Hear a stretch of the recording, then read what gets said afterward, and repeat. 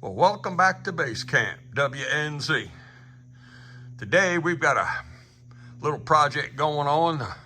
This person wanted was a wash stand, and bought wash tubs and a hand wringer after watching a couple people. Some people then cut a drain in here. We're gonna hold off cutting the drains and figure you're probably just take the whole tub and dump it. But we're gonna take you along for the build and show you what it's like and what all it amounted to. If you're wondering where the wash tubs came from, the owner actually got them from online at the Home Depot. So you can go to Home Depot online and find them. Well, here's basically how it's gonna sit. So it's going to be about 45 inches. We got to build a wall up here to hook the wringer onto. Well, here's exactly where the wringer came from. Here's the assembly directions.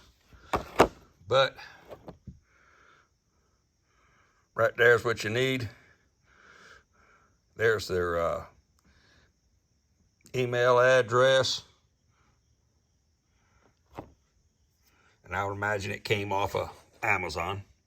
Well, all this wood, I guess you call it repurposing, but it belonged to the owner. It was stained. I guess it was blue maybe at one time. It kind of faded out to turquoise, but it's all redwood. Came off the deck at her parents' house that was built probably in the 60s. So I couldn't think of something better to get around water and all that'd be redwood, but I don't know if you'd want to try to go out and buy a bunch of redwood now to make it with it, but they had it. So it'll mean a little bit to her that where all the wood came from. Well, I needed to turn the sound off for this one. Nobody needed to hear the whine of that planer, but we ran all the thin boards, thick boards, 2x4s. We took just enough off to get all the color off of it and get it down as far as we could, make it kind of smooth without taking too much off. Okay, so here's my next question was how high the table should be. So I kind of found a bucket to set it on, figured out about where the wringer would sit right here. And it gives me about 20 inches high at the top of the table. So what I'm thinking about doing is I'm gonna make it at least 20 couple inches high, because my theory is I can always cut the legs down. It'd be kind of hard to add to them. Well, here's so far what it looks like. Of course, we got 20 inches from there to the top of the 2x4, plus the little deck board.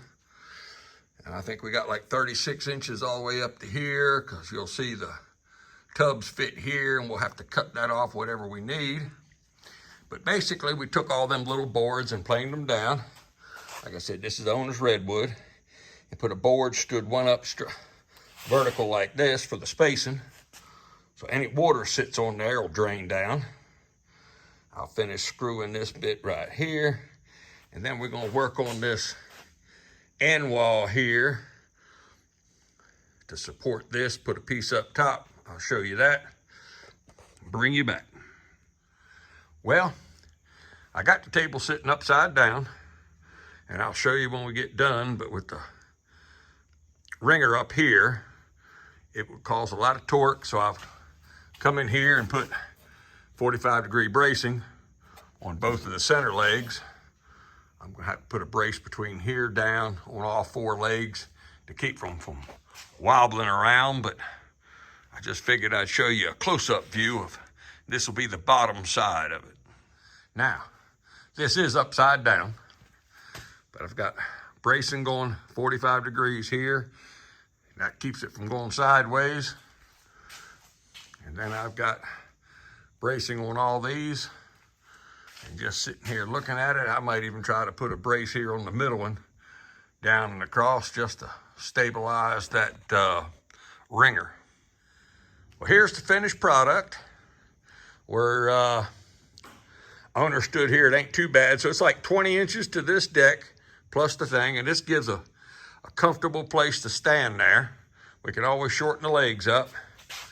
I put 45-degree bracing, of course, every possible direction for this thing because I figure it's going to get worked loose. The only other thing we got right now is these little phony baloney clamps. This thing is still loose no matter how much you tighten it. And they've got a hole on this side, so we're really looking at getting rid of this little thumb clamp and just put a bolt all the way through and bolt it in, because as you can see, the clamp's not quite square. It don't quite fit right. I think they said this is the better of the Chinese versions. So you get what you get. And as usual, like it, share it, subscribe, hit the thumbs up button, leave me a comment about it, and let's see what we can kind of come up with some different ideas from different people. We'll catch you on the next one.